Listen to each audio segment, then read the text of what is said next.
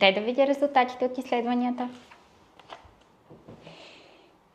Ти чувал ли си за инсулинова резистентност? Инсулиновата резистентност е състояние, при което се нарушава контакта между кръвната захар и инсулина.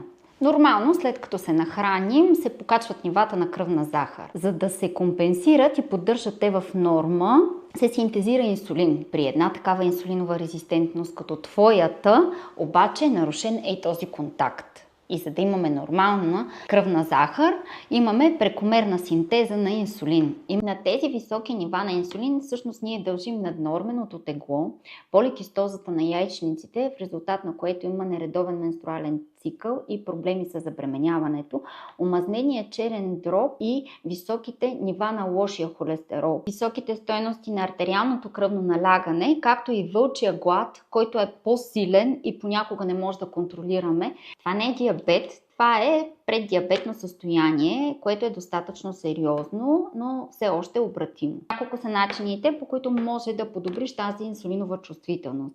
На първо място е да подобриш хранителните си навици, като избягваш бързите въглехидрати, сладки, тестени неща, сокове, компоти и газирани напитки. Трябва да засилиш физическата си активност, минимум 1 час на ден, ходене средно темпо.